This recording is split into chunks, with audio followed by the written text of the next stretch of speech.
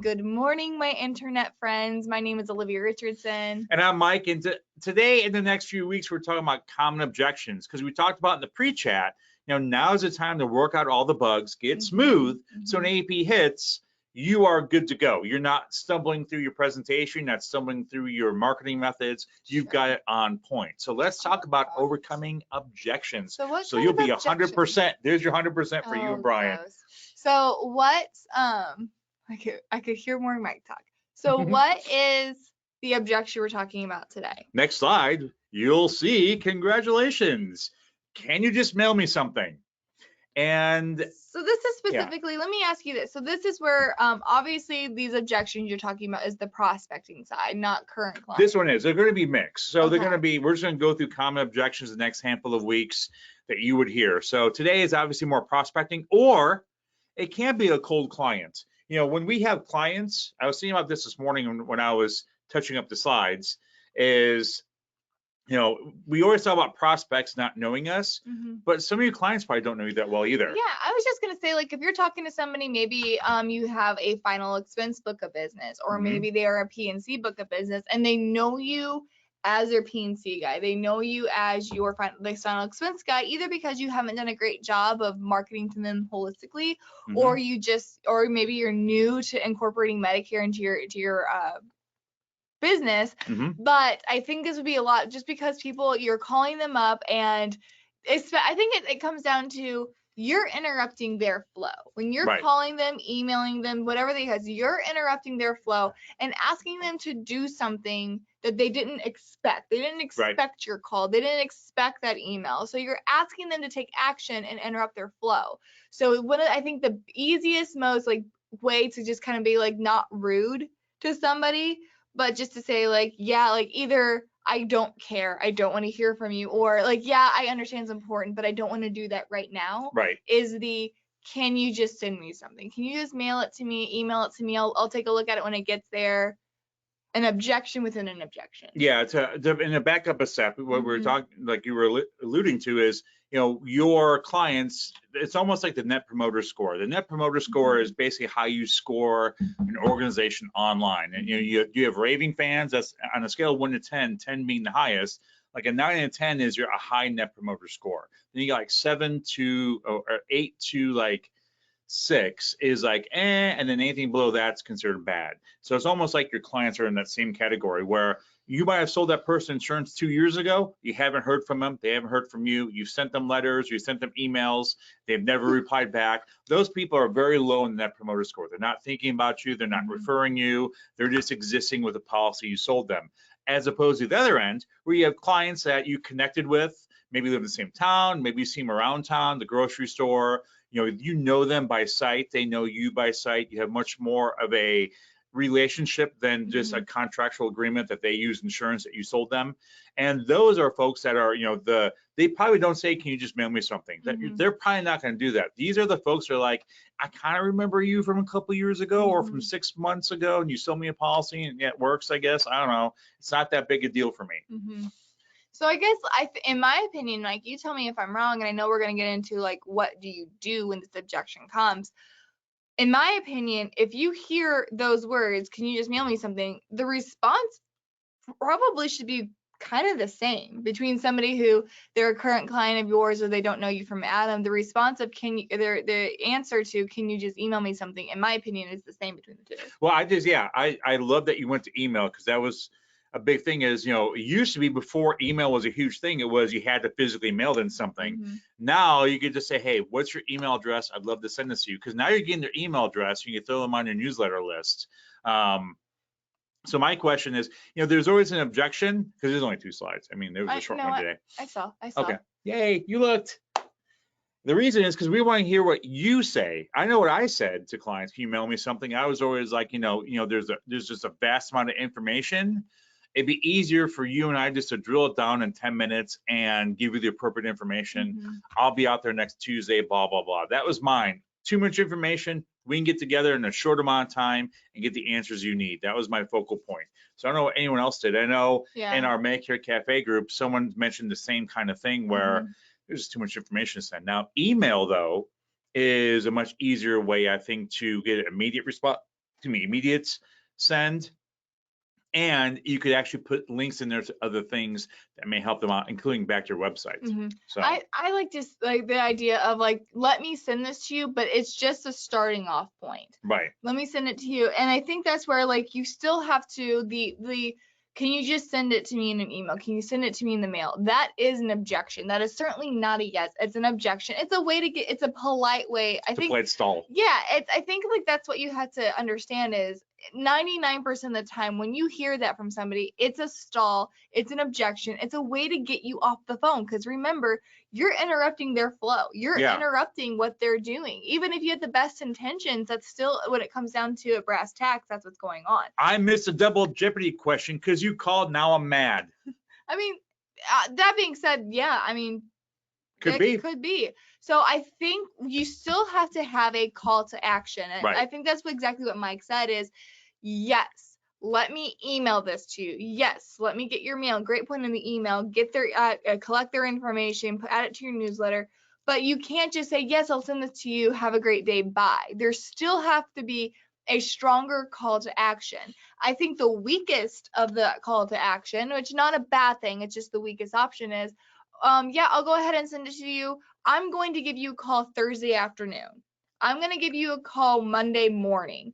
That way you're telling them you're going to follow up with them. Whenever you do call them, you're not being annoying. You're not being intrusive. You're just keeping the promises that you make. And every single time you do that, you're actually building the relationship because you're showing them that you're reliable. So the least you can do is set up a follow-up appointment, or not appointment, set a follow-up call, and then stick to that call. If it were me, exactly what Mike says, I would do the yes, but this is a starting off point. What I'm going to send you, and again, like, don't send them the Medicare and You handbook. Don't send them complicated stuff. Send them things that oversimplify the process, that are just kind of nice reference materials that have your agency name, logo, everything, logoed the crap out of it, so that it's 100% just advertising for you. And then say, to go into the more in-depth stuff, we need to have a conversation about it. So let's go ahead and set up an appointment. You can bring the materials I'm sending you to that appointment. I would also throw some testimonials in there. Yeah. Because that gives you the social proof that, hey, look at me, I'm doing what I'm saying. I do what I say I'm going to do according to these other people over here. That's kind of like the Amazon. I don't read the product description. I read the reviews on how people have actually used it. Yeah, exactly. Now, you could either mail them something. I would send them. I know one of the big things that mailers do now, and this is something that the mailing industry has discovered, is the Postal Service. No, like not the Postal Service, like Lead Concepts and those organizations. When they're doing mailers for larger organizations, they're actually using mailers to direct them to a website. So rather than send you an email that they know you're going to delete, a postcard is great because a postcard gets read. They have to look at it. Oh, look, postcard. I'm gonna flip it over. Look at the other side. They read it before they even notice it. Exactly. So that's a great way to direct them to your website. And they found that doing a mailer, they could see a jump in traffic to a website when they do that. So if you're like, I want to email them something, I'd rather mail them something, make something like that. Yeah. I would say you work with a professional and design a really professional looking piece, or go to Canva and they've got templates for postcards, and then work with a local print shop and have those just on cue. So when someone says, mail me something, you could just drop one in the mail to them and maybe do a drip campaign with that or something along those lines. And something, again, because I do know mailing, especially if you're an agency starting out, can get a little expensive. So if it were me, something like that, I would do to my people who don't know me as their Medicare agent. Maybe they have other products with me, but they know me for some reason. I'm not just they don't know me from Adam type deal. I would send them something in the mail, and then people who I'm truly prospecting and that worked with me in the past, I would probably do that one in email. Just because it's a cheaper option. It's a less turnaround for sure, but it's a cheaper option to kind of at least start that process. Now, Kevin asked a really great question. He goes, why not ask a question rather than make a statement? Something along the lines of, I certainly can send you the information. What plan would you like more information on? Now, I'd like that. I see pros and cons to that. I like it because it gets them to ask, like, yes, I'll send you information. What specifically? Kind of open up that more conversation. It's open-ended, but even more importantly, it probably that person has no idea what plan they want to talk about. Right. And it puts a magnifying glass on the fact like, oh, I have no idea what plan I do want more information on, yeah, I probably do need to talk to somebody. Like it just shines a light that they are completely clueless. The bad side of that, or the potential downfall of that, is the fact that you're narrowing your services down to products. You're not, whenever you do that, you say, what plan do you want more information? Let me send you that plan. You're completely discounting all your value add that you do as an agent. Now that's a small downside, but it is something to consider as well. Yeah, and there's no one path that fits For all in sure. there, because if you're having conversation about a specific plan, they want Mhm. they say, can you send me some information? Yeah, send them some information, email it, drop it in the mail, whatever, and set up follow-up time. If it's a very generic conversation, like Libby was saying, then it's hard to pinpoint what it is. So you may have to have 3 or 4 different paths depending on the course of the conversation. Well, and I think it's also, I think it's also getting something old. to be said that a person saying this, what they're trying to do is get you off the phone in a hurry. So if you're doing that, and if it's truly somebody who's trying to get you off the phone in a hurry, they're not really listening to anything that you're saying at that point, and they're just getting aggravated. So there is a line to be, I like the take their objection, throw it back in their face. So like, okay, so you're telling me that you don't want to give the time to discuss your health care? Not with you, twerp. I'm just saying, like, the objection isn't that they want something, they want to see anything in writing. The objection is that you interrupted them and they want to get you off the phone. Yeah, Michael kind of alludes to that. He says, he asked right away, do you have a minute to speak on the phone? Kind of, so you're setting them up to say, yes, I'm okay being interrupted right now. Maybe I was doing dishes and I really don't want to do them. So anything to, get me out of that situation, awesome. Or maybe they're just meandering around the house and they're happy to talk to somebody. You never know. Or like we were saying, you interrupted something important and now they're just getting more and more aggravated the more you talk. Whenever I was in, again, I don't think there's a wrong answer here. I think it has everything to do with your style. I learned early because I just got my start in this industry by cold calling. And I learned very quickly that if I gave somebody the out, they took the out. Right. So if I said, you have a minute to talk about your insurance, it was immediately, I very rarely got anybody said, yeah, I have some time to talk about that. It was almost immediately, I don't buy, because you gave them the out. So if you give them that out, they're much more likely to take it. But I do see, again, whenever they say, yes, I have time, you're talking to them. Now they can't say, well, can you send me something? I'm busy. Like, girl, you already told me you got time. So again, there's positives and negatives to everything. You just, we'll tell you our experiences and what we're hearing out there, but you can make anything work if you have the personality and can make it seem natural and flow well in your script. And that's the important thing. Like we talked about in the beginning, now's the time to iron out those details, because you don't want to be stumbling over this or trying to figure it out in AEP, because you have 7 weeks. That's it in AEP to write business. So if you're trying to figure it out and it takes you 2-3 weeks to figure it out, you've missed a huge opportunity in AEP, because a lot of the action happens early before Halloween, because people want to get it done, get out of the way, and go about Thanksgiving and Christmas or whatever holiday they celebrate. They don't want to be thinking about insurance. It's one, done, get out of the way. Now I'm ignoring everything. So if you miss that window, you could be in big trouble. I think here, if you're going to do something with an email, you have to, and it's just like, hey, I got to get you off the phone. You have to have an incentive for somebody to stop, go to their email and open it. Or even if they're just checking on their email, for them not to just automatically send yours to the trash can. So there has to be an incentive. So for me, it'd be like, can I send you, can you just send me something? Like, yes, let me get you an email. In that email, I have a really step guide that are 3 simple questions to ask yourself if it's time to, if it's time to enroll into Medicare or not. Now, CMS has that document. It's literally just a check yes or no. If you check yes, you need to enroll in Medicare. If you check no, you don't need to. It's something that's already pre-made. It's compliant, but you can literally just send that out. And it's an incentive to be like, oh yeah, like here's an extra value add thing that I have in this email. There's a reason to open it. Because again, more times than not, if you're like, hey, can I send you our newsletter? More people are going to delete that because you haven't really earned them opening that email. Or if you have a white paper, something like that. And we're working on some collaterals for everyone for our September, October marketing, pre and in AEP marketing. So we're working on stuff like that. Watch for more details. But if you think of something like, man, I wish I had this little piece, drop us a note in the Medicare Cafe agent group or send us an email and we'll definitely, work with you on that. Now, Jay asked the question, what about Canva, which I imagine you're trying to say Canva, C-A-N-V-A, make something out of cards, like a postcard, etc. So here's where it comes down to, again, when we talk about mailers in any capacity, there's really 2 ways to look at mailers. There's prospecting and there's retention. if you create and design your own mailer, that is strictly, I'm going to show canva.com. There you go.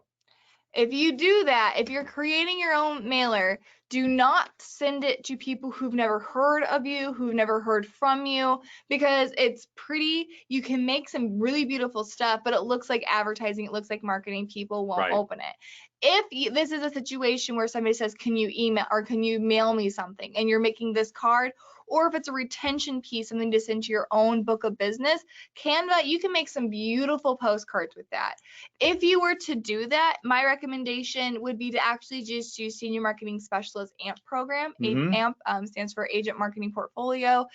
We have postcards on there for people turning 65, home health care, final expense, dental, vision, hearing, hospital indemnity. We have all sorts of postcards that you can use that are pre-made. They are compliant, ran against our compliance officer team and our compliance team. So utilize that instead of trying to build your own on Canva.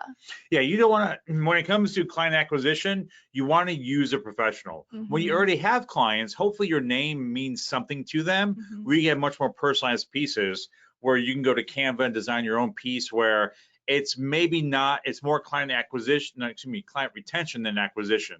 So you don't need the high response rate. You just need people to remember, oh yeah, Olivia's my agent. Now I remember, refresh my mind. I need that refresher every so often, as opposed to who the heck is Olivia Richardson? Don't know who she is. I'm throwing this out. Girl, don't know her. Yeah. So client acquisition, definitely use a professional like a Mailhouse, like Lead Concepts. They have great pieces, and they have trial and error, what works, what doesn't. For your own book of business, more personalized, either design your own pieces in Canva or use our agent marketing portfolio, which if you have a contract with us is how much? Free. What? How do you do that? Do it. Yes. Come on, talk to our agent resources team. They'll walk you through it. Yeah. So this Friday, we're going to be talking about Who knows?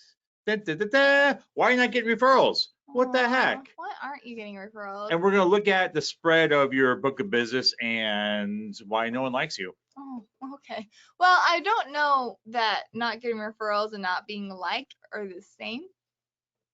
True. It's kind of like the net promoter score. Yep. Again, like people who rank you a 7 or an 8 don't necessarily dislike you. They're just not going to talk about it. They're satisfied, and satisfied people don't go out of their way to endorse a product. They're just happy it exists. Just like you don't go around and talk about that one time you went and got gas at a gas station. I do.